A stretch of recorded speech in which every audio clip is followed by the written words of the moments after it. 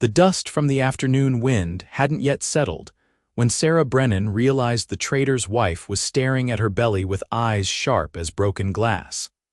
And in that moment, everything she'd tried to hide for the past 4 months came crashing down around her like a house of cards in a Kansas storm.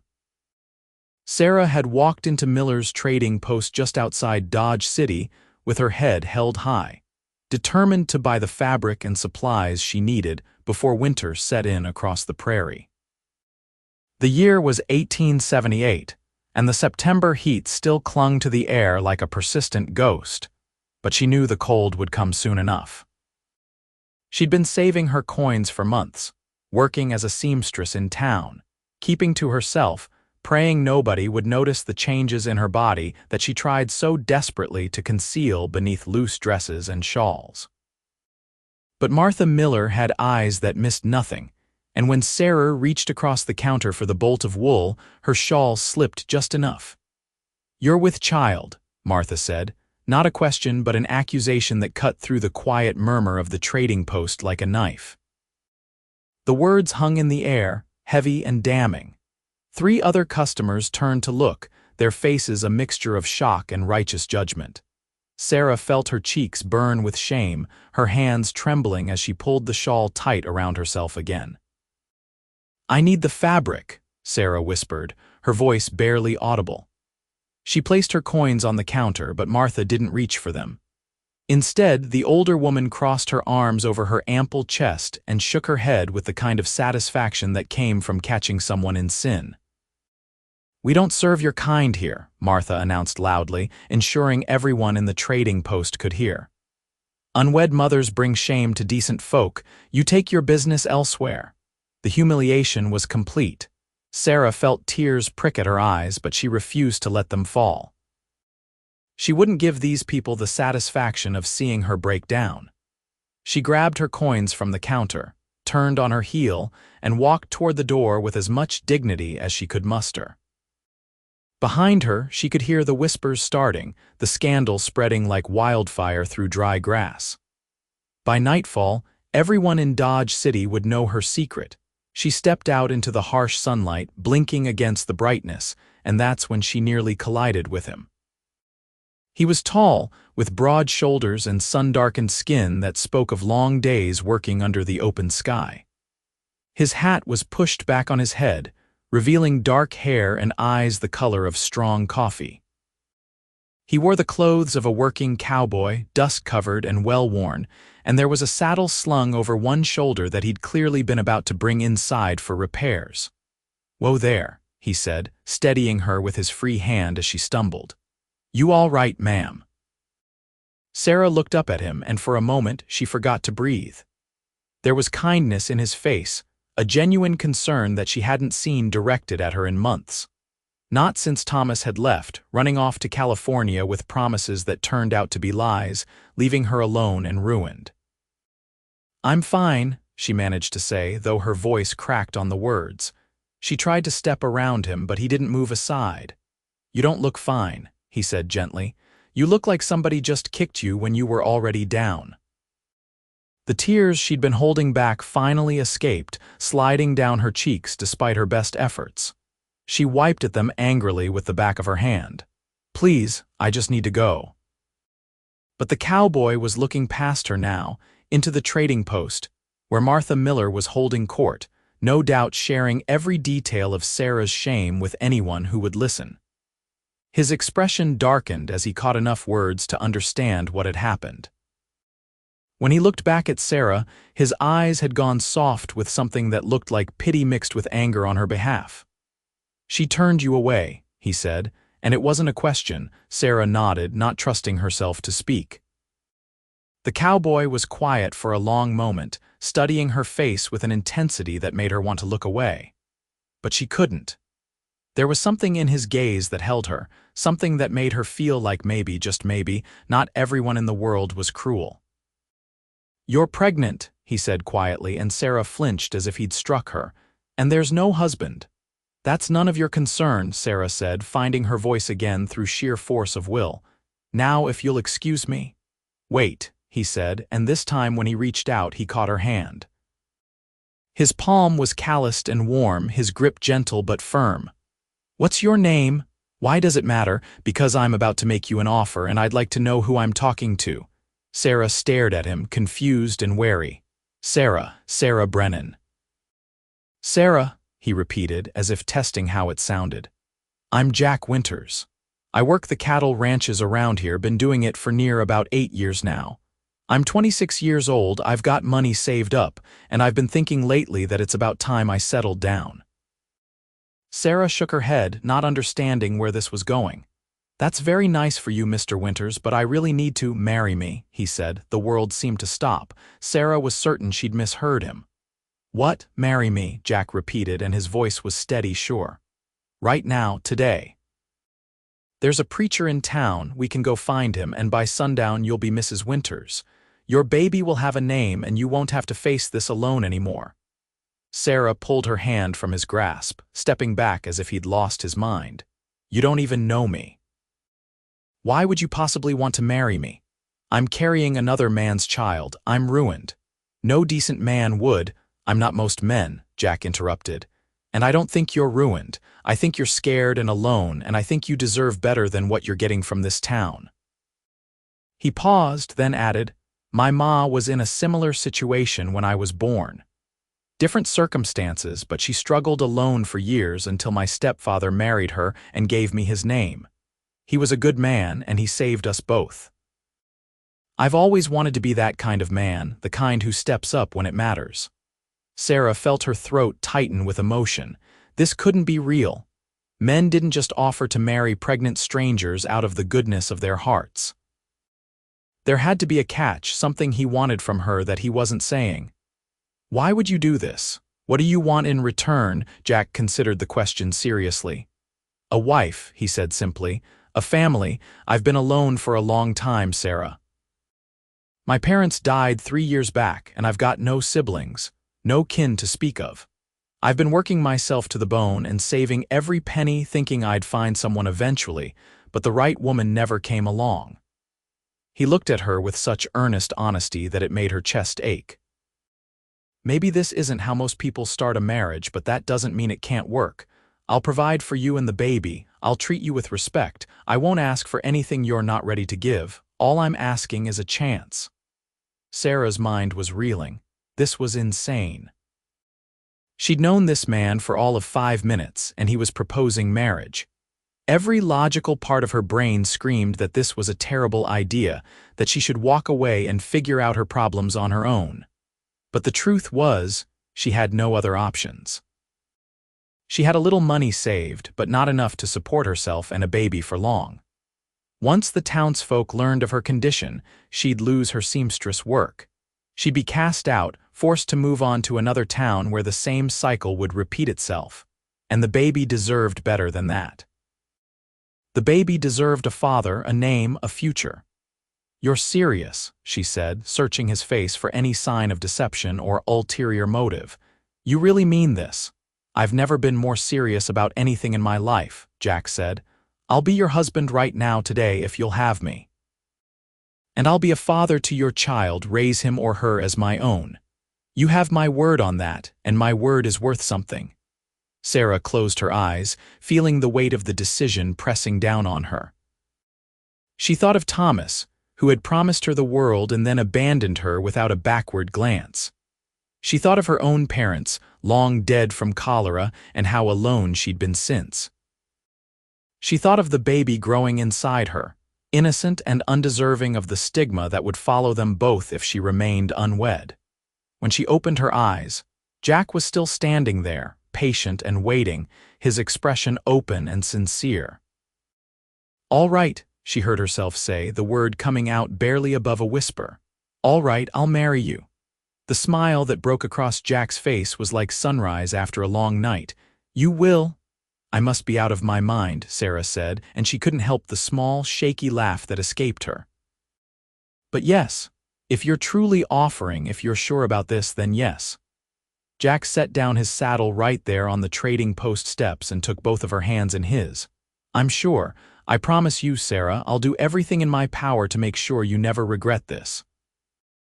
They found the preacher an hour later at the small church on the edge of Dodge City.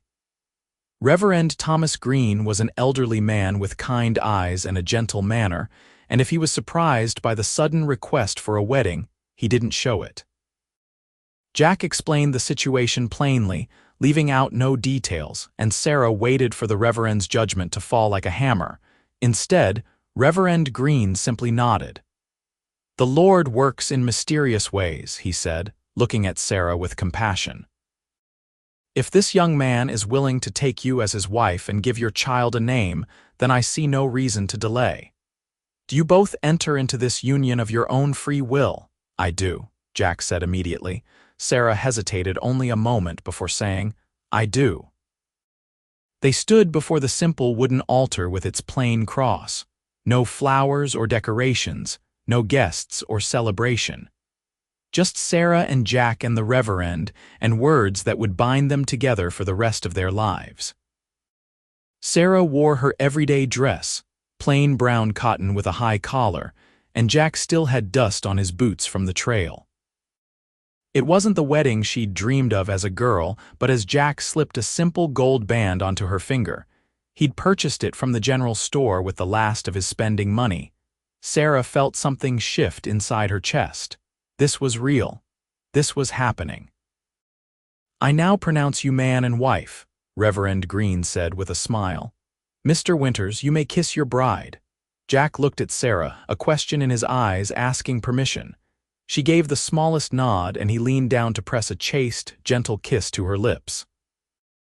It lasted only a second, but Sarah felt the warmth of it spread through her like honey. They were married.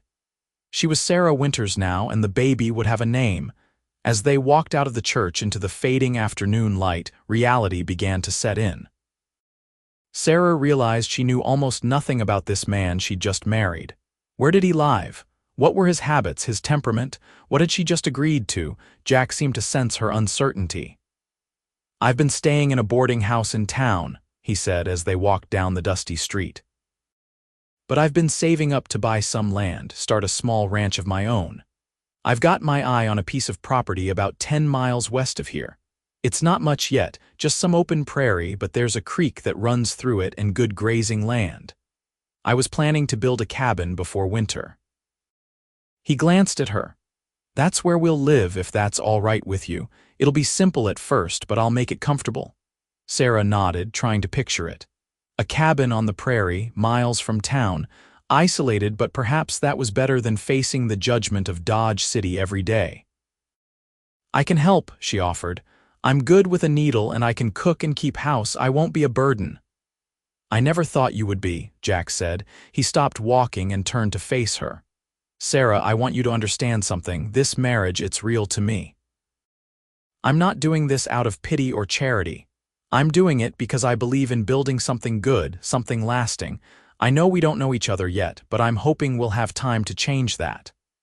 "I hope so too," Sarah said, and she meant it. There was something about Jack Winters that made her want to trust him, even though her experience with Thomas had taught her that men's words often meant nothing. They collected Sarah's few belongings from the boarding house, where she'd been renting a small room. Everything she owned fit into 2 carpet bags and a trunk: her clothes, her sewing supplies, a few precious books that had belonged to her mother, and a daguerreotype of her parents on their wedding day. Jack carried the trunk on his shoulder as if it weighed nothing, and they made their way to the livery stable where he kept his horse. The horse was a sturdy roan gelding named Rust, and Jack loaded their supplies onto him with practiced efficiency. "We'll head out to the land," he said. "I've got a tent set up there and supplies for building. It's not ideal, but it'll do for now. I'll work on getting the cabin walls up before the cold sets in." Sarah climbed up onto Rust behind Jack, her arms tentatively circling his waist. She could feel the solid strength of him, the steady rise and fall of his breathing. As they rode out of Dodge City toward the open prairie, she looked back only once at the town that had rejected her. Then she turned her face forward, toward whatever future awaited her with this stranger who was now her husband. The sun was setting as they reached Jack's land. painting the sky in shades of orange and purple that seemed to stretch on forever. The prairie was vast and empty, the grass rippling in the evening breeze like waves on an ocean. Sarah could see the creek Jack had mentioned, a ribbon of water glinting in the fading light, and near it stood a canvas tent that would be their home for now. Jack helped her down from the horse and began unloading their supplies. "It's not much," he said, almost apologetically, "but I've got a bedroll and I'll rig up something separate for you until we get the cabin built." "It's fine," Sarah said, though her stomach was churning with nerves. She was married to this man, but she barely knew him, and the intimacy implied by marriage terrified her. The last time she'd been with a man, it had resulted in the child she now carried, and the memory of Thomas's betrayal still stung. Jack seemed to understand her unspoken fear. "Sarah," he said gently, drawing her attention, "I meant what I said earlier. I won't ask for anything you're not ready to give. We can take this as slow as you need. I'll sleep outside the tent under the stars. You take the bedroll." The relief that flooded through Sarah was almost overwhelming. "Thank you," she whispered. "You're my wife," Jack said simply. "That means I'm supposed to take care of you, make you feel safe. That's what matters to me." That night, Sarah lay alone in the tent on Jack's bedroll, listening to the sounds of the prairie, the wind through the grass, the distant howl of a coyote, the soft movements of Jack settling down outside. She placed a hand on her belly, feeling the small swell there, and wondered what kind of life she'd just committed to. Tomorrow, everything would look different in the light of day. Tomorrow, they would begin the hard work of building a life together. But tonight, for the first time in months, Sarah Brennan Winters felt something she'd almost forgotten: hope. The days that followed took on a rhythm that Sarah found both strange and comforting. Jack rose before dawn each morning and worked on the cabin from sunup until sundown, his shirt often discarded by mid-morning as the September heat bore down on the prairie. Sarah watched him from the tent, fascinated by the methodical way he approached the task, measuring and cutting timber he'd hauled from a stand of cottonwoods along the creek, fitting the logs together with careful precision. His body moved with a kind of unconscious grace, muscles shifting beneath tanned skin, and Sarah found herself staring more than once before quickly looking away, embarrassed by her own interest. She kept herself busy with the domestic tasks that needed doing. She cooked their meals over an open fire, simple fare of beans and salt pork, and whatever game Jack managed to shoot in the evenings. She mended his clothes where they'd torn or worn through, her needle flying through the fabric with practiced ease. She organized their meager supplies, trying to make some sense of their temporary living situation. And in the quiet moments, she worked on sewing baby clothes from scraps of fabric, tiny gowns and blankets that she folded carefully and tucked away in her trunk. They talked while they worked, shouting back and forth across the distance between tent and cabin site, their conversations starting out stilted but gradually growing more natural. Sarah learned that Jack had grown up in Missouri, that he'd come west with his parents when he was 16 seeking better opportunities. He'd worked as a ranch hand for various outfits, learning the cattle trade and saving every penny he could. His parents had died in a wagon accident 3 years ago, crushed when their team spooked and the wagon overturned on a steep hill. The pain in Jack's voice when he spoke of them told Sarah everything she needed to know about how much he'd loved them. In turn, Sarah told him about her own life, though the telling hurt like pressing on a bruise. Her parents had died when she was 15, victims of the cholera epidemic that swept through their town in Illinois. She'd been taken in by an aunt who barely tolerated her presence, and as soon as Sarah was old enough, she'd struck out on her own. She'd made her way west working as a seamstress, moving from town to town until she'd landed in Dodge City 2 years ago. And then she'd met Thomas Crawford, a smooth-talking gambler who'd promised her marriage and a future, who'd courted her with pretty words and flowers, and who'd betted her with more promises that he'd abandoned the moment she told him about the baby. He left town the next day, Sarah said, her voice flat as she stirred the pot of beans over the fire. Didn't even have the decency to say goodbye. I heard later he'd been run out of Abilene for cheating at cards and was wanted in Wichita for theft. I was such a fool. Jack had stopped hammering and came to sit near the fire, his eyes serious. You weren't a fool. He was a liar and a coward. That's on him, not you. I should have known better than to trust him, Sarah insisted, bitter at herself even now. I should have been smarter. Love makes people do things they wouldn't normally do, Jack said quietly. Makes them take chances, hope for things that seem impossible. That's not foolishness, Sarah. That's just being human. Sarah looked at him, this man who'd married her knowing full well she carried another man's child, and felt something shift in her chest. Why did you really do this, Jack? There's got to be more to it than just wanting to help. Jack was silent for a long moment, staring into the fire. When he spoke, his voice was raw with honesty. I told you about my stepfather, how he married my ma and gave me his name. What I didn't tell you is that my real father was a ranch owner who took advantage of my ma when she worked in his house. She was 16, alone, with no family. When he got her pregnant, he turned her out without a cent. She nearly died that first winter trying to keep us both alive. He paused, his jaw tight. I grew up knowing what it was like to be called a bastard, to see my ma treated like she was less than nothing because of something that wasn't even her fault. When I saw you today, when I heard that woman at the trading post talking to you that way, I saw my ma. And I knew I had the power to change things for you the way my stepfather changed things for us. Sarah felt tears prick at her eyes. I'm sorry you went through that. Don't be sorry, Jack said, looking at her with such intensity that it made her breath catch. It made me who I am. And who I am is a man who believes in doing right by people, in standing up when it matters. You needed someone to stand up for you, Sarah. I'm glad I was there. After that conversation, something changed between them. The walls Sarah had built around herself began to crack just a little. She found herself seeking out Jack's company more, bringing him water while he worked and staying to talk instead of immediately returning to the tent. She laughed at his dry jokes, shared stories from her childhood, and listened with genuine interest as he talked about his plans for the ranch he wanted to build. At night, Jack still slept outside the tent, true to his word. But sometimes, Sarah would lie awake and hear him moving around, tending the fire or checking on Rust, and she would feel a strange mixture of gratitude and loneliness. He was her husband, but there was still so much distance between them, a chasm of unfamiliarity that she didn't know how to cross. 2 weeks after their wedding, the cabin walls were up and the roof was half finished. Jack had worked himself to exhaustion, and it showed in the tight lines around his eyes and the way he moved more slowly each evening.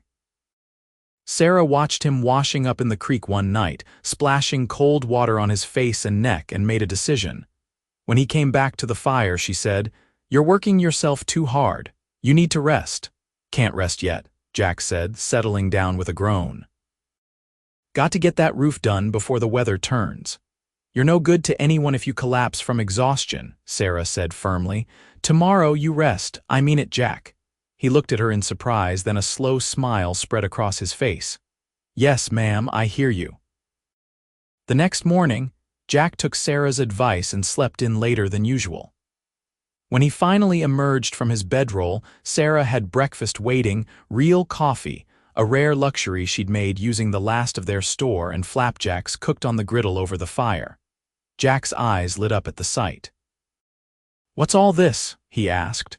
"You've been taking care of me," Sarah said simply. "Seemed like it was time I returned the favor properly." They ate together in companionable silence, the morning sun warm on their faces. After breakfast, instead of going back to work on the cabin, Jack surprised Sarah by suggesting they take a walk along the creek. They spent the morning exploring the land that was now their home, and Jack pointed out where he planned to build the barn, where the best spots for a garden would be, how the natural curve of the land would provide shelter from the worst of the winter winds. "You've really thought all this through," Sarah observed. Had a lot of time to think while I was saving up, Jack admitted. Used to lie awake at night in the bunkhouse planning every detail in my head, the kind of life I wanted to build. He glanced at her. I never imagined I'd have a wife to share it with this soon, but I'm glad I do. Sarah felt her cheeks warm at his words. Even given the circumstances, especially given the circumstances, Jack said seriously. Sarah, I know this all happened fast, and I know you're still figuring out whether you can trust me.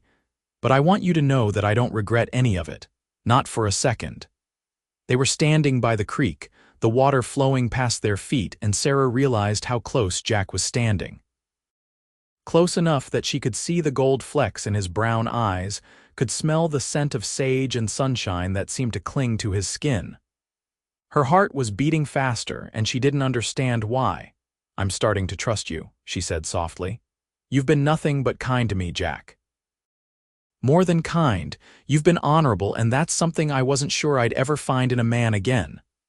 I'm glad, Jack said, and his voice had gone low, intimate, because I'm starting to care about you, Sarah, more than I expected to. The words hung between them, heavy with meaning.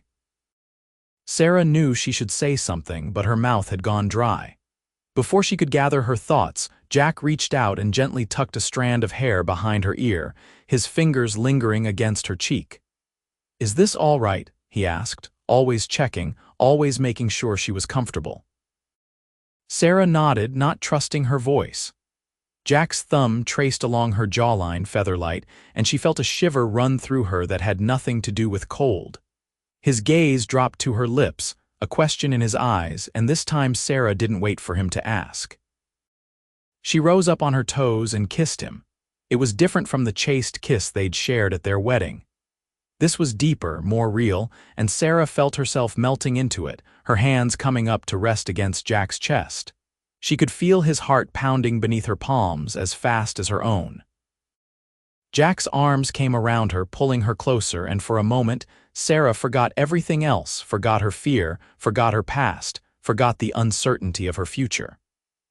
There was only this moment, this man, and the feeling that maybe, just maybe, she was exactly where she was supposed to be.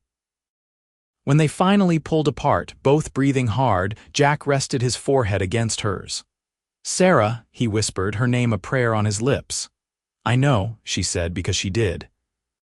She knew what he was feeling because she was feeling it too, this unexpected, impossible thing growing between them that felt dangerously close to love. They walked back to their camp hand in hand. And that night, when Jack started to lay out his bedroll under the stars as usual, Sarah stopped him. You don't have to sleep outside anymore, she said, her voice shaking slightly with nervousness. The tent is big enough for both of us. Jack looked at her for a long moment. Are you sure? I'm sure, Sarah said, and she was. She wasn't ready for everything that marriage could mean, but she was ready for this, for the comfort of having him close, for the security of his presence, for the slow building of intimacy between them. That night, they lay side by side in the tent, not touching but acutely aware of each other. Sarah could hear Jack's breathing in the darkness, steady and calm, and it soothed something deep inside her. As she drifted off to sleep, she felt safer than she had in months. The weather began to turn in early October, the heat breaking and giving way to cooler days and cold nights. Jack worked even harder to finish the cabin, and true to his word, he completed it just as the first frost arrived. It was small, just one room with a stone fireplace that Jack had built himself, but to Sarah it looked like a palace. They had a real roof over their heads, real walls to keep out the wind, and a door that locked against the world. Moving their belongings from the tent into the cabin felt significant, like a new chapter beginning. Sarah arranged their things while Jack brought in firewood and stacked it against the wall. They had a real bed frame now, built by Jack from more of the cottonwood timber, with a mattress stuffed with prairie grass that Sarah had painstakingly gathered and dried. It wasn't much, but it was theirs. As the days grew shorter and colder, Sarah and Jack fell into a comfortable domesticity. Jack would wake early and tend to rust, then head out to hunt or work on the beginnings of a barn. Sarah would manage the household, such as it was, and work on the sewing projects she took in from the few ranch families in the area who'd heard she was skilled with a needle. The money she earned, while not much, helped supplement Jack's savings, and she felt proud to be contributing. Her belly was growing more prominent now, impossible to hide, and Jack would sometimes place his hand on it tentatively, asking if he could feel the baby move. The first time he felt a kick, his face lit up with such joy that Sarah felt tears spring to her eyes. He talked to the baby sometimes, late at night when they lay in bed, telling stories in a low voice about the ranch they'd build, the horses they'd raise, the life they'd have together. "You're going to love it here," Jack would murmur, his hand warm on Sarah's stomach. Wide open spaces, clear skies, and the best ma a kid could ask for. Sarah would lie there listening, feeling the baby respond to Jack's voice with little flutters and kicks, and marvel at how her life had changed. 2 months ago, she'd been alone and terrified, facing a future of shame and struggle. Now she had a husband who treated her with tenderness and respect, a home of her own, and hope for the future. It seemed almost too good to be true, and sometimes she waited for the other shoe to drop, for Jack to reveal some hidden cruelty or agenda. But he never did. He was exactly who he appeared to be, a good man who kept his promises. One evening in late October, a cold wind was blowing across the prairie, rattling the shutters of their little cabin. Jack had ridden into town earlier in the day to pick up supplies, and Sarah was preparing supper when she heard the sound of horses approaching. Multiple horses, not just Rust. She went to the window and peered out, her heart starting to pound with anxiety. 3 men were riding up to the cabin, strangers with hard faces and guns at their hips. Sarah's first instinct was to bar the door, but it was too late. They'd already seen her at the window. One of them dismounted and strode toward the cabin, knocking on the door with more force than was necessary. "Open up," the man called. "We're looking for Jack Winters." Sarah opened the door a crack, keeping the chain latched. "He's not here, he went to town." The man, who had a scar running down his left cheek and mean eyes, grinned unpleasantly. "That's so. Well, maybe we'll just wait for him then. Invite us in, why don't you?" "I don't think so," Sarah said, trying to keep her voice steady. "You can wait outside if you want, but you're not coming in." The man's grin faded. "Now that's not very hospitable, we've come a long way." "I don't care how far you've come," Sarah said firmly. "This is my home and I don't know you. State your business or leave." One of the other men rode closer. He was older, with graying hair and a slightly less threatening demeanor. "We're looking for Jack Winters because he owes us money. We worked a cattle drive with him 3 years back and the boss never paid out proper. We heard Winters has been saving up, buying land, and we figure he owes us our share." Sarah's mind raced. Jack had never mentioned anything about owing money to anyone. In fact, he'd been very clear that he'd worked hard and saved honestly for everything they had. Something about this didn't add up. "I don't know anything about that," Sarah said, "and even if it were true, which I doubt, Jack isn't here to answer your questions. So I suggest you head back to wherever you came from and take this up through proper channels if you think you have a legitimate claim." The scarred man's expression turned ugly. "Listen here, you little—" "That's enough, Clem," the older man said sharply. He looked at Sarah with something that might have been respect. "You've got grit, I'll give you that. But understand this, ma'am. We rode a long way to collect what's owed and we're not leaving empty-handed. When your husband gets back, you tell him that Ray Carson and his boys were here. We'll be back tomorrow and we expect to be paid." With that, they mounted up and rode off into the gathering dusk. Sarah closed and barred the door, her hands shaking. She felt the baby kick inside her, as if responding to her distress, and she placed a protective hand over her belly. "It's all right," she whispered, as much to herself as to the child. "It's going to be all right." Jack returned an hour later, the wagon loaded with supplies. Sarah met him at the door, and he took one look at her face and immediately set down the sacks he was carrying. "What happened?" he demanded. Sarah told him everything, and she watched as Jack's expression darkened with anger. Ray Carson, he spat. I should have known he'd come crawling around eventually. So you do know him? Yeah, I know him. He's a liar and a cheat. Jack ran a hand through his hair, agitated. 3 years ago, I worked a drive with a crew he was part of. The trail boss was a man named Jim Halloway, and he paid every hand what they were owed at the end of the drive, including Carson and his friends. But Carson gambled his away within a week and came back claiming he'd never been paid. Halloway ran him off, told him if he ever saw him again he'd have him arrested for attempted theft. Why is he coming after you now? Sarah asked. Because Halloway died last year, and there's no one left to contradict Carson's story except the hands who were on that drive, and most of them have scattered to the winds, Jack explained. Carson probably figures he can intimidate me into giving him money to make him go away. What are we going to do? Sarah asked, fear creeping into her voice. Jack pulled her into his arms, holding her tight. I'm not going to let anything happen to you, Sarah. I promise you that. Carson is all bluster, and he knows that if he actually tries anything, he'll have the law down on him. But I'll ride into town tomorrow and talk to the sheriff, make sure he knows what's going on. And if Carson comes back here, we'll be ready. That night, Jack kept his rifle close and Sarah barely slept. Every sound outside made her jump, expecting the men to return. But the night passed without incident, and in the morning, Jack prepared to ride into Dodge City. Before he left, he took Sarah aside. I need you to listen to me carefully. If anyone comes while I'm gone, you stay inside. You don't open the door for anyone except me, you understand. And if someone tries to break in, you use this. He handed her a small pistol from his saddlebag.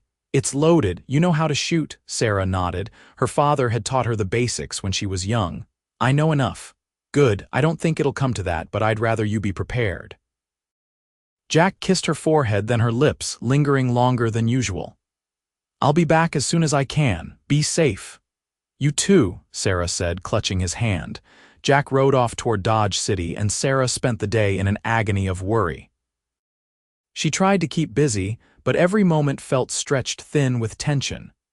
She kept the pistol within reach at all times, and her eyes constantly darted to the windows, watching for any sign of riders. Jack returned in the late afternoon with Sheriff William Masterson, a cousin of the famous Bat Masterson, and 2 deputies. They'd ridden out to make sure Sarah was safe and to wait in case Carson returned. Sure enough, just before dusk, the 3 men came riding back up to the cabin. This time, when they saw the sheriff and his deputies waiting, their aggressive postures deflated considerably. Ray Carson tried to bluster his way through, claiming he had a legitimate grievance, but Sheriff Masterson wasn't having any of it. I wired ahead to Wichita and Abilene, the sheriff said coldly. You're wanted for theft in one and fraud in the other. I could arrest you right now, Carson, but I'm going to give you one chance to ride out of Ford County and never come back. If I see your face around here again, you're going to jail. Is that clear? Carson's scarred face twisted with impotent rage, but he wasn't stupid enough to argue with 3 armed lawmen. This isn't over, Winters, he said, trying to salvage some dignity. Yes, it is, Jack said flatly. Ride out, Carson, and don't come back. The 3 men left at a gallop, and Sheriff Masterson tipped his hat to Sarah.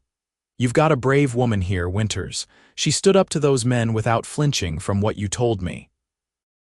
I know, Jack said, looking at Sarah with such pride that it made her cheeks flush. She's something special. After the sheriff and his deputies left, Sarah and Jack stood together outside their cabin watching the sun set over the prairie. The danger had passed and they were safe.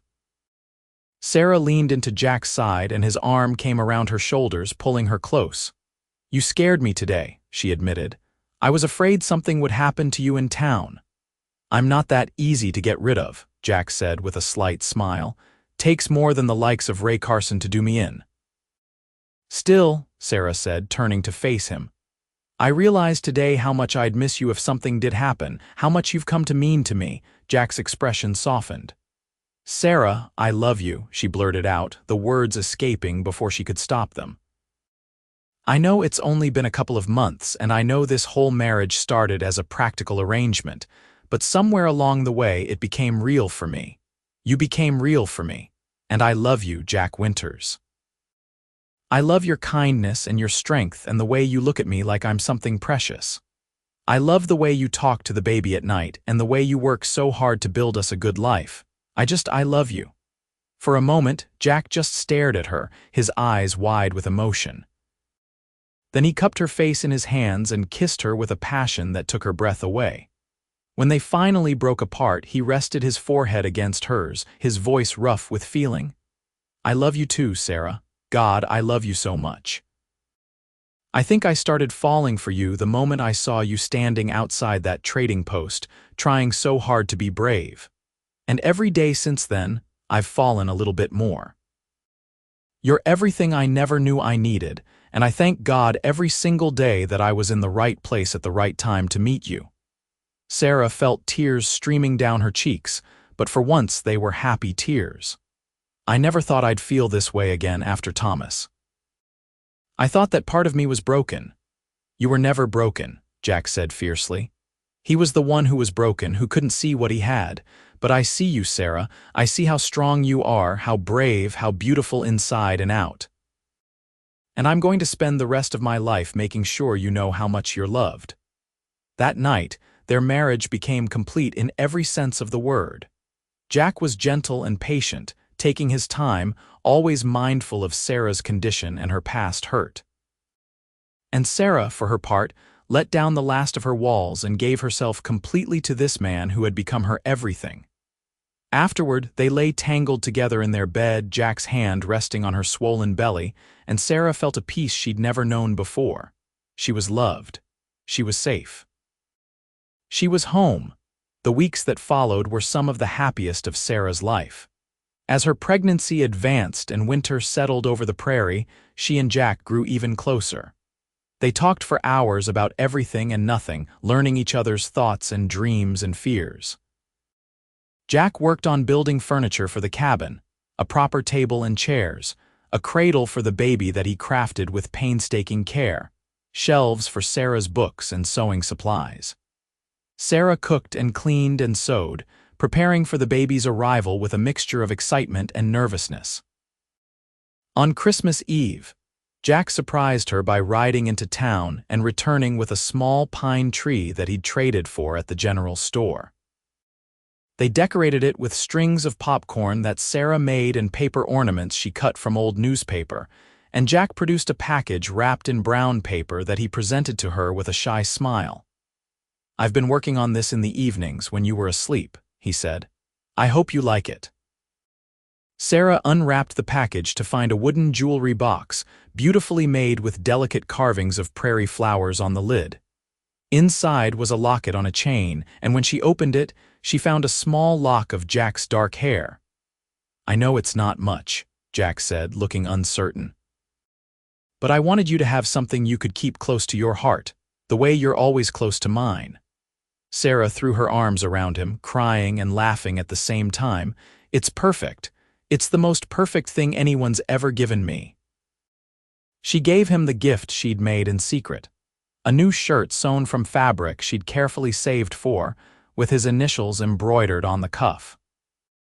Jack put it on immediately, his face glowing with pleasure, and they spent Christmas Eve wrapped in each other's arms before the fire, counting their blessings and marveling at how much their lives had changed in just a few short months.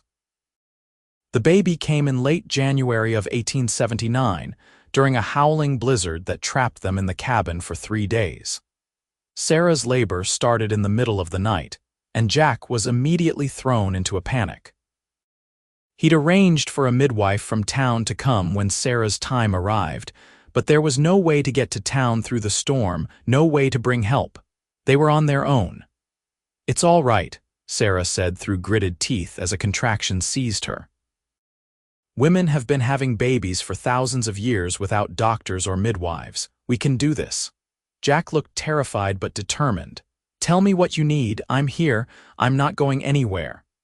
It was a long, difficult labor that lasted through the night and into the next day. Jack stayed by Sarah's side the entire time, holding her hand, wiping her forehead with cool cloths, talking her through each contraction with a steady voice even though she could see the fear in his eyes. When the pain became unbearable, Sarah would squeeze his hand so hard she thought she might break his fingers, but Jack never complained, never pulled away. Finally, as the winter sun was setting on the second day of the blizzard, Sarah gave one final, agonizing push, and the baby came into the world with a lusty cry. Jack, his hands shaking, caught the child and held it up, tears streaming down his face. "It's a boy," he said, his voice breaking with emotion. "Sarah, we have a son." Jack cleaned the baby carefully with warm water and wrapped him in the blankets Sarah had prepared, then placed him in Sarah's arms. She looked down at the tiny, perfect face, the dark hair plastered to his little head, the blue eyes that would probably change color in time, and felt a love so overwhelming it threatened to consume her. "Hello, little one," she whispered. "Welcome to the world." Jack knelt beside the bed, his arm around Sarah, his other hand gently touching the baby's downy head. "He's beautiful, he's perfect." "What should we name him?" Sarah asked.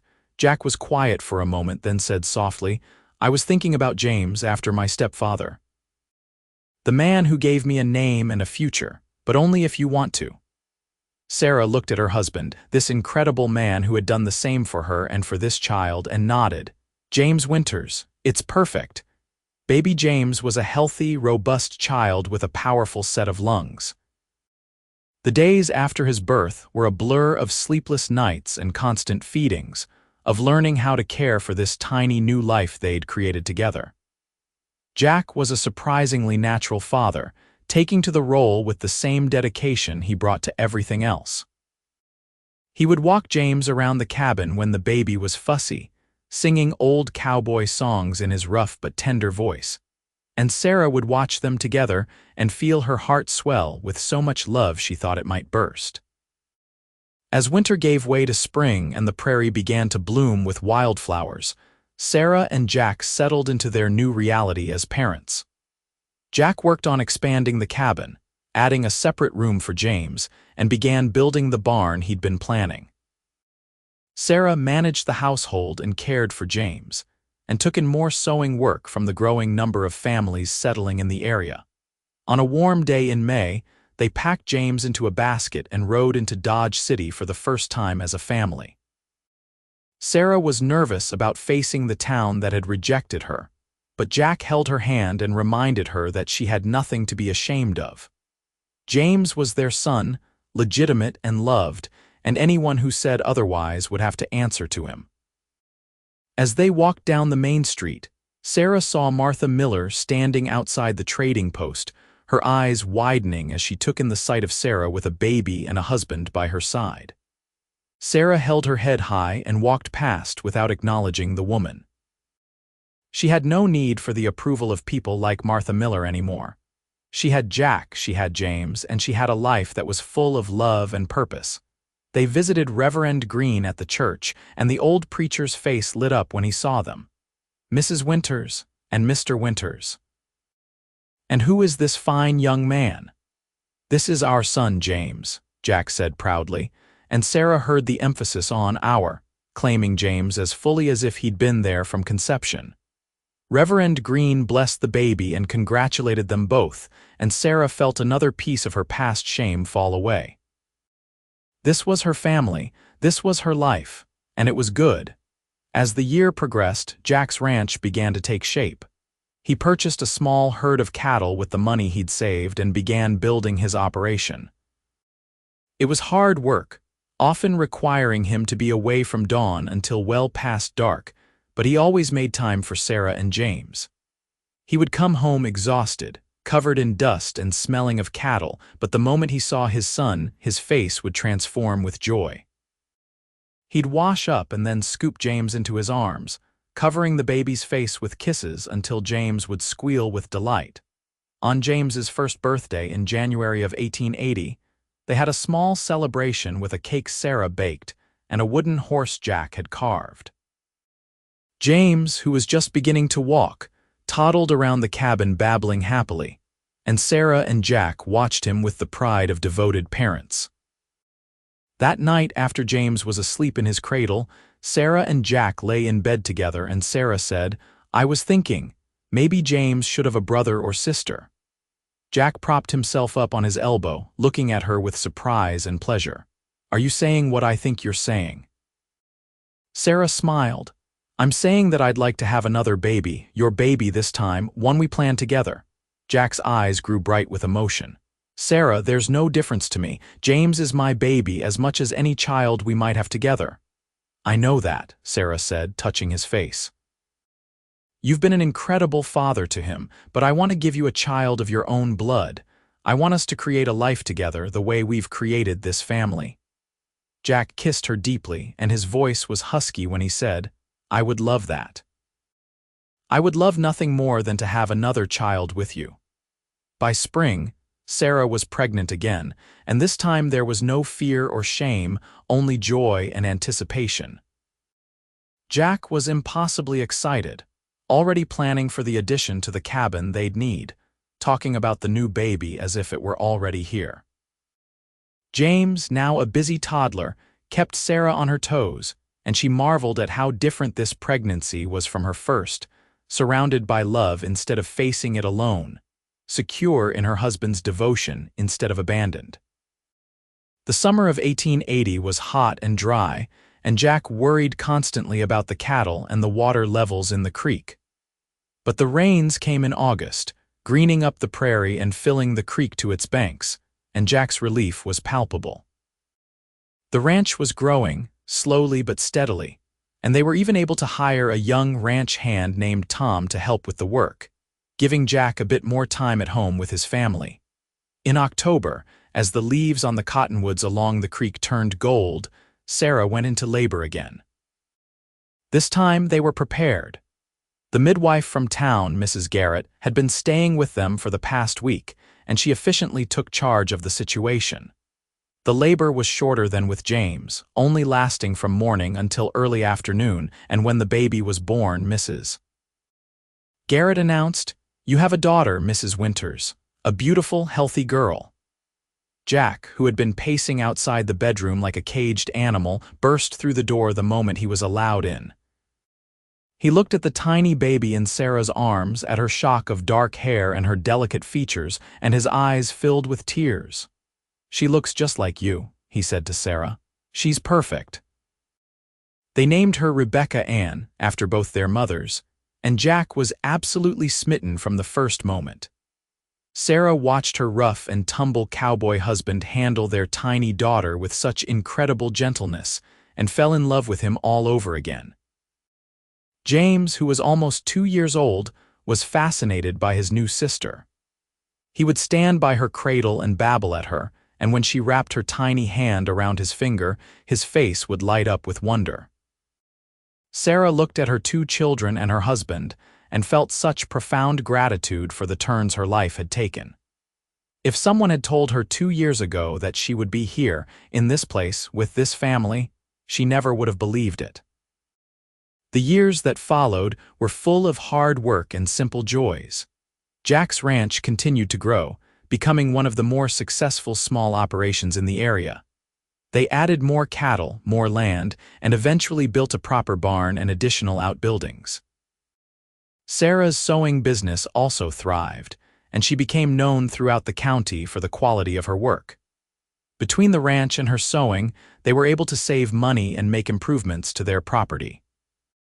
James grew into a bright, energetic boy who followed his father everywhere, learning the ranching trade from the time he could walk. Jack taught him to ride, to rope, to care for animals, and James soaked it all up like a sponge. Rebecca was a sweet, gentle child with her mother's determination and her father's warm heart. She loved to help Sarah in the house and the garden and had already shown an interest in learning to sew.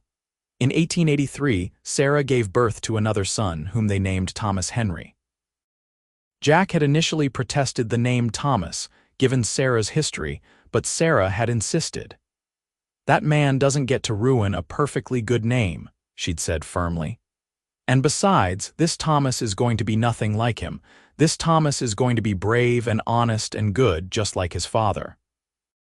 Jack had kissed her and agreed, and little Tommy became the baby of the family, doted on by his older siblings and adored by his parents.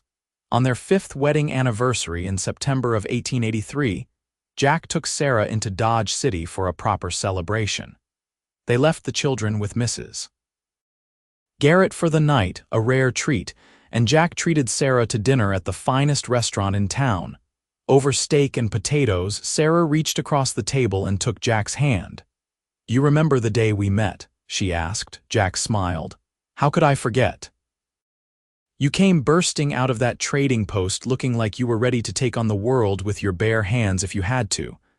"I was terrified," Sarah admitted. "I thought my life was over. I thought I'd lost everything."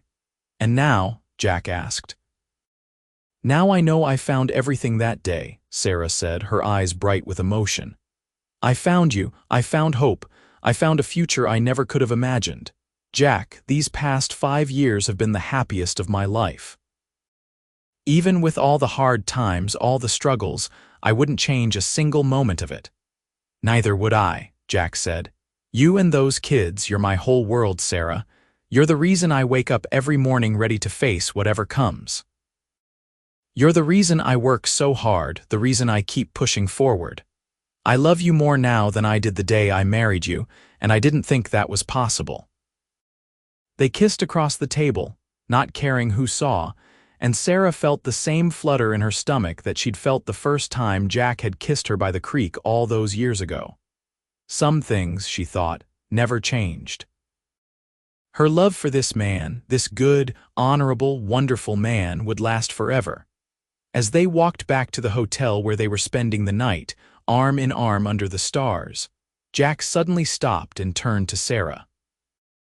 "I never told you this," he said, "but that day at the trading post when I saw you and made that offer, it wasn't entirely selfless. I mean, I wanted to help you, that's true, but there was something else." "What?" Sarah asked, curious.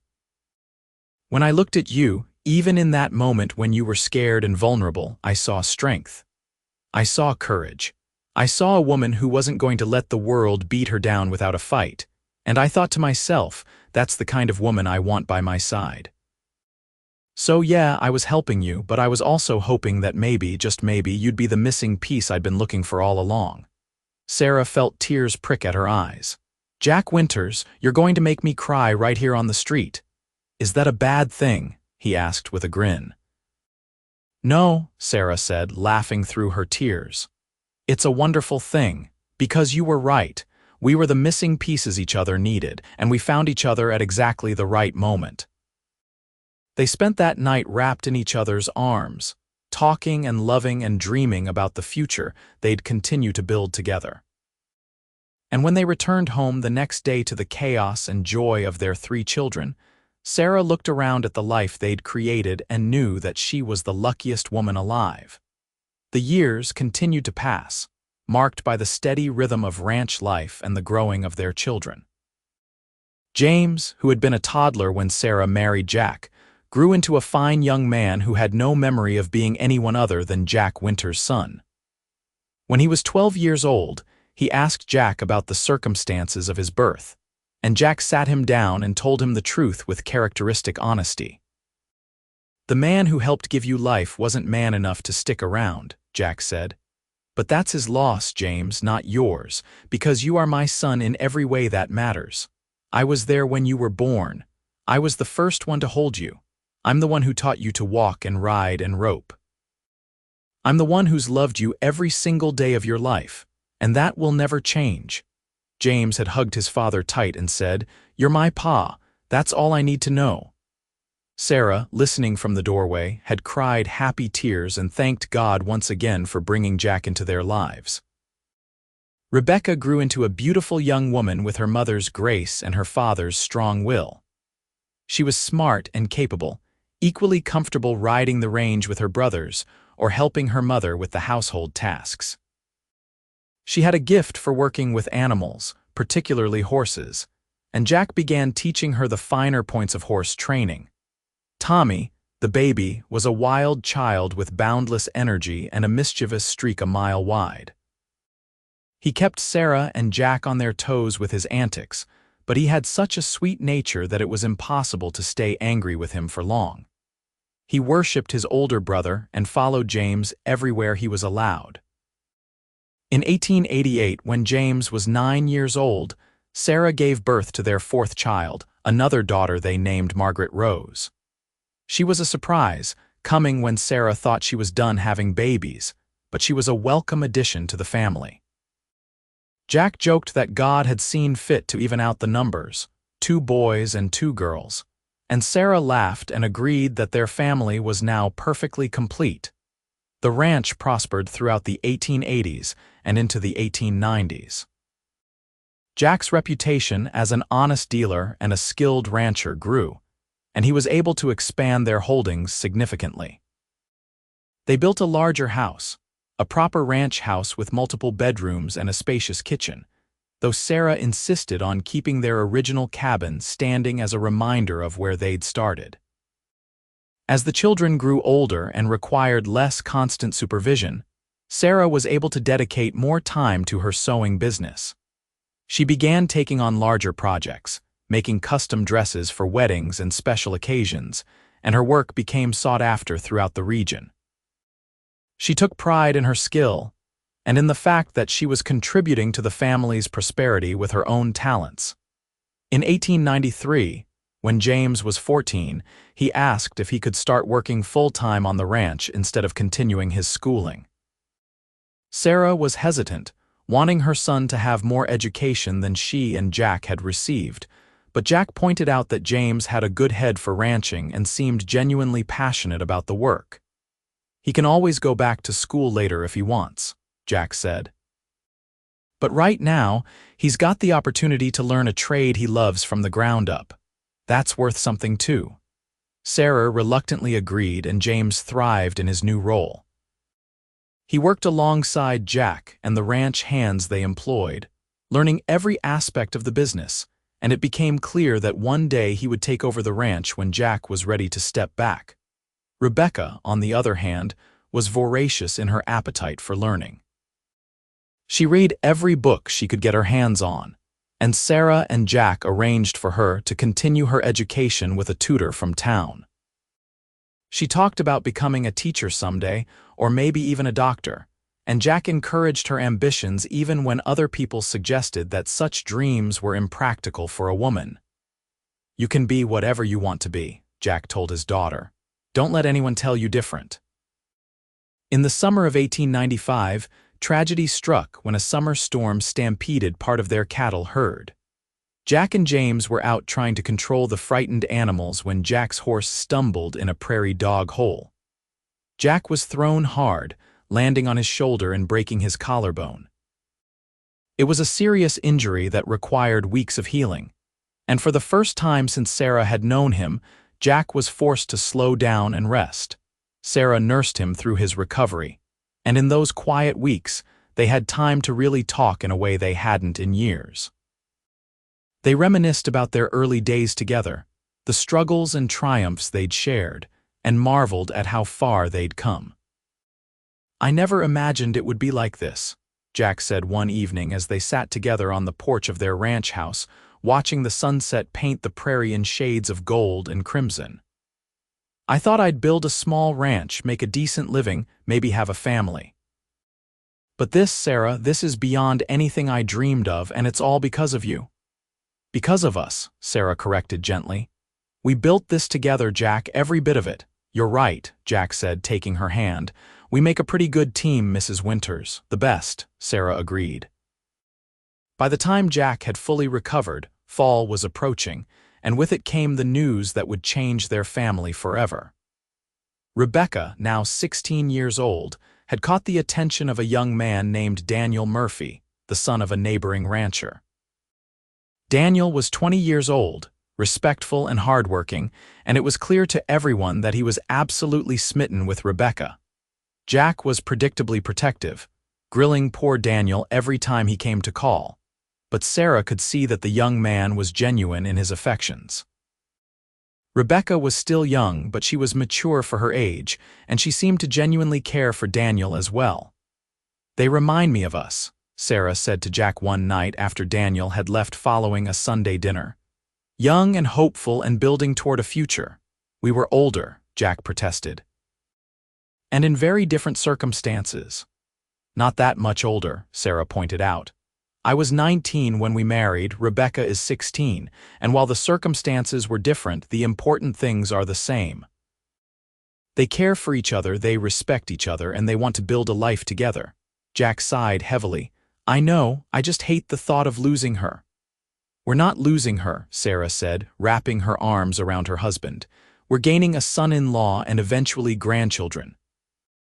This is how life works, Jack. Our children grow up and make families of their own.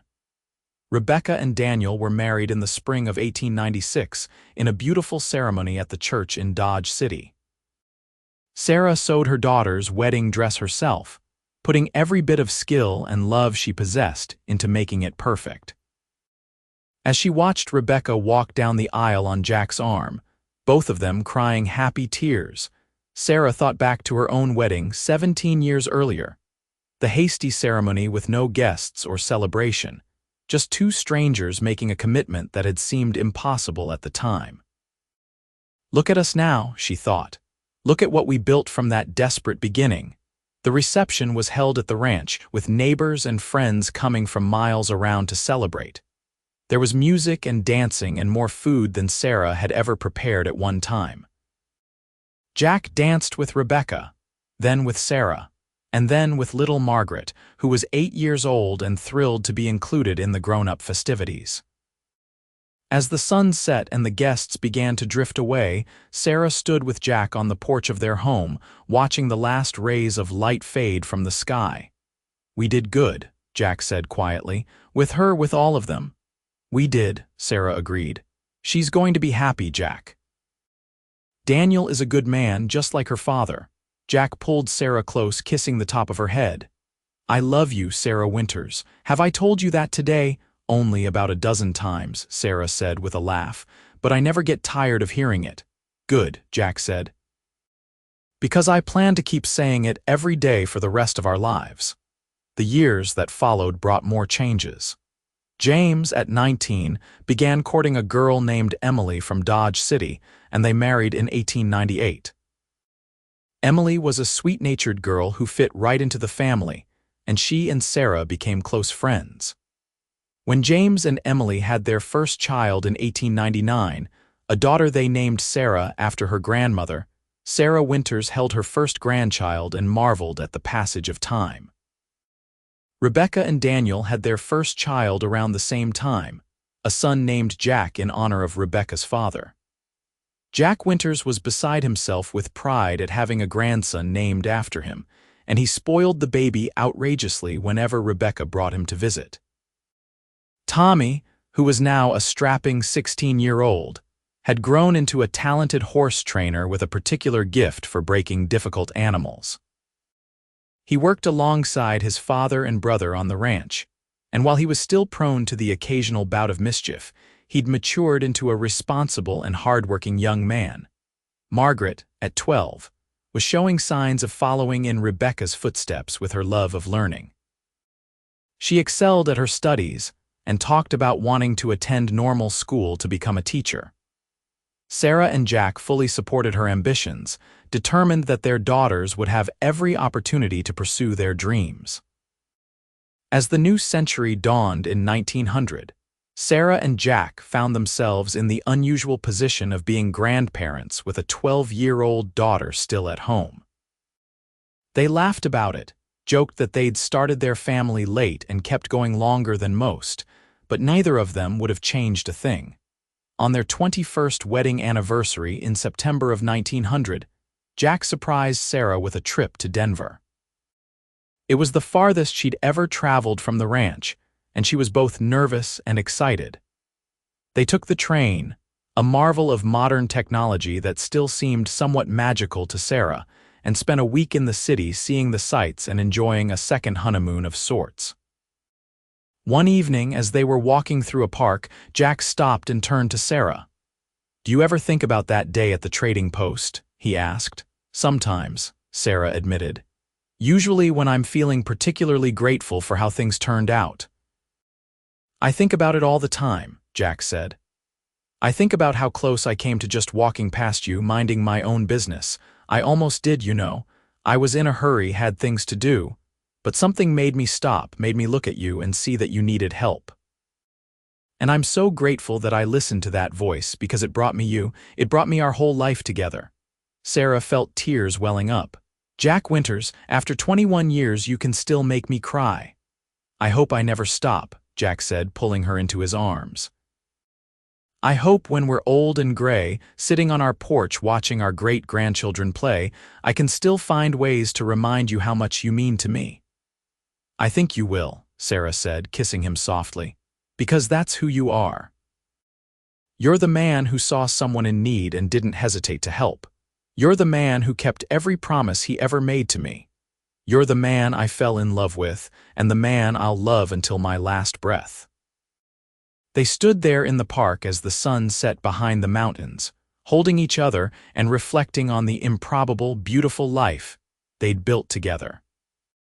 A life that had started with an act of kindness from a stranger and grown into a love story that had spanned more than 2 decades and counting.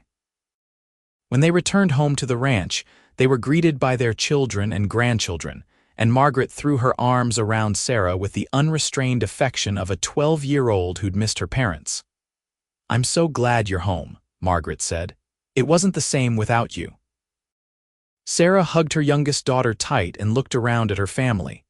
At James with his wife and daughter, at Rebecca with Daniel and little Jack, at Tommy who'd grown so tall and handsome, at Margaret who was on the cusp of becoming a young woman herself. And at Jack, her partner in all things, the man who had changed the course of her life with 5 simple words: "I'll be your husband right now." The early 1900s brought both challenges and triumphs to the Winters family. A drought in 1901 tested Jack's ranching skills to their limits, but through careful water management and strategic decisions about which cattle to keep and which to sell, they made it through with the ranch intact. Tommy proved invaluable during this crisis, his skills with horses allowing them to trade and sell trained mounts for desperately needed income. In 1902, Margaret announced her intention to attend normal school in Topeka to pursue her teaching certificate. Sarah was proud but heartbroken at the thought of her baby leaving home. Jack, seeing his wife's distress, arranged to take her and Margaret to Topeka to help get Margaret settled in her dormitory. "This is good," Jack reminded Sarah as they made the trip. "We raised her to be independent and ambitious. This is what success looks like." Sarah knew he was right, but it didn't make saying goodbye any easier. She held Margaret tight before they left, extracting promises that she would write regularly and come home for holidays. With Margaret away at school, the ranch house felt emptier than it had in years. Sarah and Jack were alone together in a way they hadn't been since the early days of their marriage, before the children came. At first, it felt strange, but gradually they rediscovered the simple pleasure of each other's company without the constant demands of child-rearing. They took long rides across their land, revisiting the places that held meaning for them. The spot where their original cabin had stood, the creek where Jack had first kissed her, the tree where he'd carved their initials 1 anniversary years ago. They talked about their dreams for the future, about the legacy they hoped to leave for their children and grandchildren. In 1903, James and Emily welcomed their second child, a son they named William. Rebecca and Daniel had their second child that same year, a daughter named Anna. Watching their family expand, seeing their grandchildren grow and thrive, filled Sarah and Jack with profound contentment. Tommy, at 21, finally began courting seriously. The object of his affections was a spirited young woman named Catherine Walsh, daughter of the local blacksmith. Catherine was a skilled rider in her own right, and she and Tommy bonded over their shared love of horses. They married in the fall of 1904, and Catherine moved to the ranch, taking over Margaret's old room and quickly becoming an indispensable part of the family operation. Margaret graduated from normal school in 1905 and accepted a position teaching at the school in Dodge City. Sarah and Jack attended her graduation ceremony with tears of pride streaming down their faces. Their youngest daughter had achieved her dream, and she'd done it with grace and determination. As Sarah and Jack entered their 50s, Sarah was now 46 and Jack 53. They began to think about the future of the ranch. James was more than capable of running the operation, and it became clear that it was time to start transitioning leadership to the next generation. In 1906, they officially made James a full partner in the ranch, with the understanding that he would eventually inherit the entire operation. This didn't mean retirement for Jack, though. He continued to work alongside his son, but at a slightly less breakneck pace. He took more time to enjoy life, to spend leisurely mornings with Sarah over coffee, to play with his grandchildren when they came to visit, to teach young William and Jack the ranching skills he'd learned over a lifetime. In the spring of 1908, the family gathered at the ranch to celebrate Sarah and Jack's 30th wedding anniversary. All four of their children were there with their spouses and children, James and Emily with William and Sarah, now 9 and 5 respectively. Rebecca and Daniel with Jack and Anna, now 9 and 5 as well, Tommy and Catherine with their 1-year-old son Patrick, and Margaret, who'd brought a young man named Robert, a fellow teacher who she'd been seeing for several months. The party was a joyous affair, with 3 generations of Winters gathered to celebrate the couple who'd started it all. As the afternoon wore on, and the children played in the yard while the adults talked and laughed, Reverend Green, now quite elderly but still active, stood to make a toast. 30 years ago, he said, his voice wavering slightly with age but still strong with conviction, I married 2 young people who were essentially strangers to each other. It was one of the most unusual weddings I'd ever performed, and I'll admit I had my doubts about whether it would work. But Jack and Sarah Winters have proven that love isn't just about romance and passion, though Lord knows they've had plenty of that. Everyone laughed. Love is about commitment, about showing up every day and choosing each other over and over again. It's about building something together, brick by brick, day by day. And look at what they've built: a family, a home, a legacy that will continue for generations. Jack, Sarah, you've been an inspiration to all of us. May you have many more years together. Everyone raised their glasses, and Sarah looked at Jack, her eyes shining with happy tears. He took her hand and squeezed it, and she squeezed back, a silent communication that needed no words after 30 years of marriage. Later that evening, after the guests had gone home and the grandchildren had been put to bed in various rooms throughout the house, Sarah and Jack walked out to the porch as they'd done countless times before. The prairie stretched out before them in the moonlight, vast and beautiful and theirs. 30 years, Sarah said wonderingly. Where did the time go? Into building this, Jack said, gesturing at the ranch house, the barns, the corrals full of horses, the entire life they'd created. Into raising those 4 amazing people who are our children, into loving each other. Do you ever regret it? Sarah asked, even though she knew the answer. Taking on a pregnant stranger at a trading post, Jack turned to her with such love in his eyes that it took her breath away, even after all these years. Not for one single second. You were never a stranger, Sarah. You were my destiny. I just didn't know it yet that day. But the moment I looked at you, something in me recognized something in you, 2 lost souls who were meant to find each other.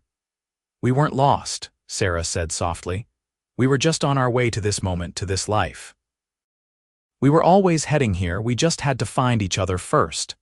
Jack pulled her into his arms and they swayed gently on the porch, dancing to music only they could hear. Here's to the next 30 years, he whispered, and all the years after that, Sarah agreed. The years continued to unfold, bringing new joys and inevitable sorrows. In 1910, Reverend Green passed away peacefully in his sleep, and the entire community mourned the loss of the kind old minister who had married so many couples, baptized so many children, and guided so many souls. Sarah and Jack attended his funeral and laid flowers on his grave, grateful for the role he'd played in their story. Margaret married her Robert in 1911, and they settled in Dodge City where they both taught school. In 1912, they welcomed their first child, a daughter named Helen.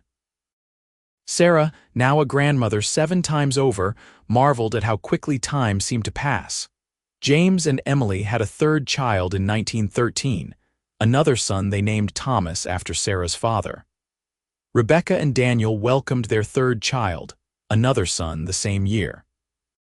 Tommy and Catherine had their second child, a daughter named Rose, in 1914. The ranch continued to prosper under James's increasingly active management. He'd proven himself to be every bit as skilled a rancher as his father, and he brought new ideas and innovations that helped the operation grow even more successful. Jack was immensely proud of the man his oldest son had become, and grateful that the legacy he'd built would continue long after he was gone. In 1918, the world was turned upside down by the Great War raging in Europe and the Spanish flu pandemic that swept across the globe. The Winters family was fortunate to escape the worst of both, though they knew many families in the area who lost loved ones to one or both calamities. They counted their blessings and held each other a little tighter, aware of how fragile life could be. Sarah turned 60 in 1919, and Jack turned 67. They'd been married for 41 years, and though their hair was now silver and their movements slower than they'd once been, the love between them had only grown stronger with time. Jack's hands were gnarled with arthritis, but they still reached for Sarah every morning and every night. Sarah's eyes needed spectacles for close work now, but they still lit up whenever Jack walked into a room. They'd mostly transitioned into retirement by this point, leaving the day-to-day running of the ranch to James and Tommy. Their days were spent in quiet domesticity, raiding, doing light work around the house and garden, visiting with their children and grandchildren, and simply enjoying each other's company. On a crisp autumn day in 1920, as they sat on their porch watching the sunset as they'd done thousands of times before, Sarah said, "Jack, I want you to know something." "What's that?" Jack asked, taking her hand in his. "I want you to know that you saved me. Not just that day at the trading post, though you did that too. But you saved me in all the ways that matter. You gave me a life worth living. You gave me love and family and purpose. You gave me joy. I know I've told you this before, but I want to make sure you know it, really know it, deep down in your bones." Jack's eyes were misty as he looked at her. "Sarah, you saved me too. I was just going through the motions before I met you, working and saving and not really living. You taught me what it means to truly love someone, to be part of something bigger than myself. You gave me a family, a home, a reason to get up every morning. Everything good in my life came from the moment I decided to speak to that frightened young woman outside Miller's trading post." They sat in comfortable silence for a while, hands clasped, watching the colors change in the sky. Finally, Sarah said, "Do you remember what you said to me that day, your exact words?" "I'll be your husband right now," Jack said immediately. "I remember every word of that conversation. It was the most important day of my life." "Mine too," Sarah agreed. Who would have thought that those 7 words would lead to all of this? To 42 years of marriage, 4 children, 9 grandchildren, and a life so full of love and meaning that I can hardly believe it's mine.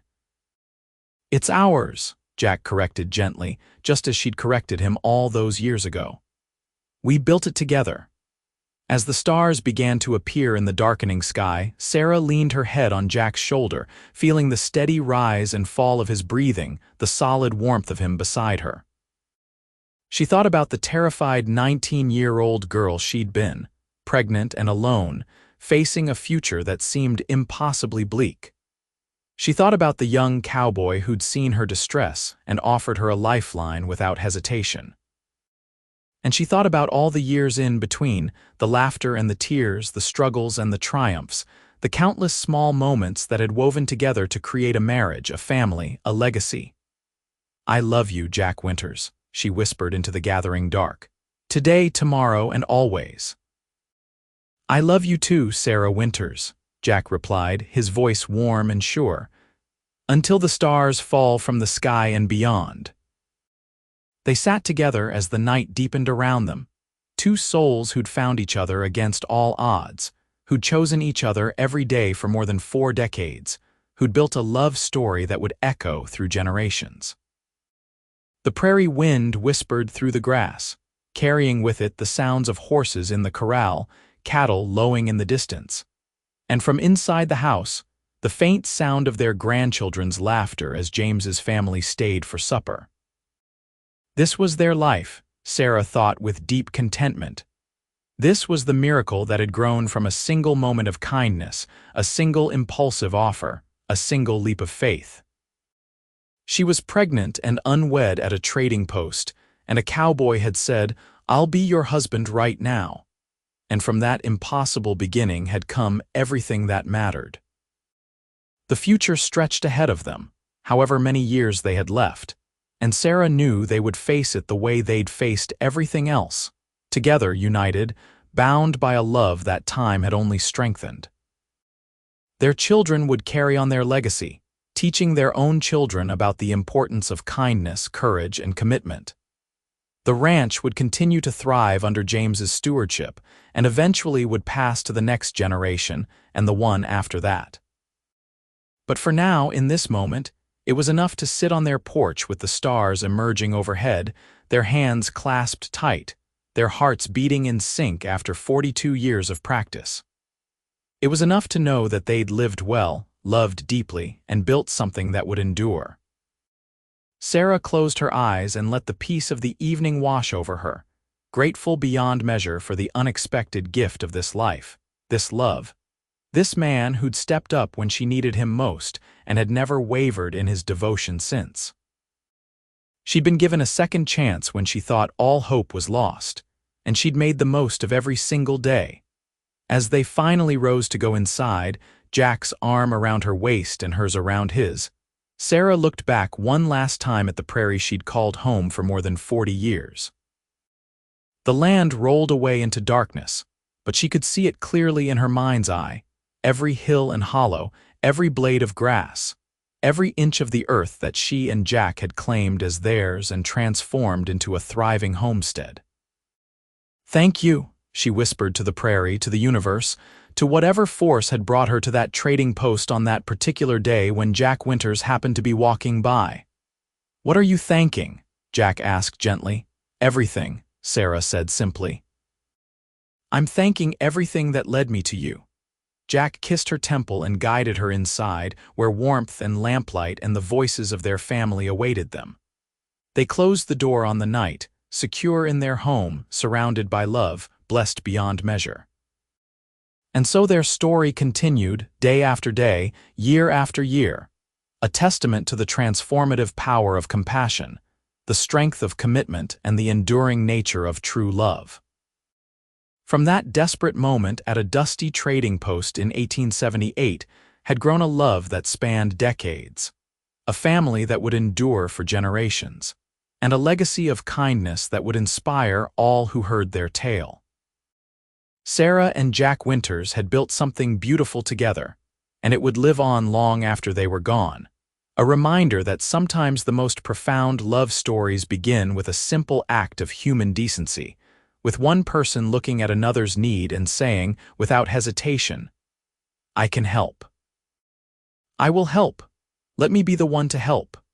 And help he had, in ways neither of them could have imagined on that September day when their eyes first met and their hands first touched and their lives first intertwined. They'd helped each other build a life worth living, and in doing so had created something that transcended their individual stories and became a legacy of love that would echo through time. As the years wound down and they grew older together, their love never diminished. It evolved, deepened, became something even more precious because they both knew how rare and special it was. Not everyone got a love like theirs. Not everyone found their perfect match, their other half, their destiny wrapped up in the unexpected package of a stranger at a trading post. But Sarah had found hers and Jack had found his, and together they'd created a masterpiece of a life. Messy and imperfect and absolutely beautiful, just like all the best love stories are. And when, many years later, their great-grandchildren would ask about how great-grandma Sarah and great-grandpa Jack had met, the family would tell the story with reverence and wonder. The story of a pregnant young woman facing ruin, and a cowboy who stepped up without hesitation, and the 42 years of love that followed. It was a story worth telling, worth remembering, worth celebrating. It was their story, Sarah and Jack's, and it was perfect precisely because it was theirs, full of challenges overcome, love freely given, and a commitment that never wavered from that first day to the last. They'd taken a chance on each other when the odds were stacked against them, and they'd won. They'd won everything that mattered: love, family, purpose, joy. They'd won a life lived fully and completely, hand in hand, heart to heart, from that September day in 1878 until the end of their days. And that, after all, was the happily ever after they'd both deserved all along.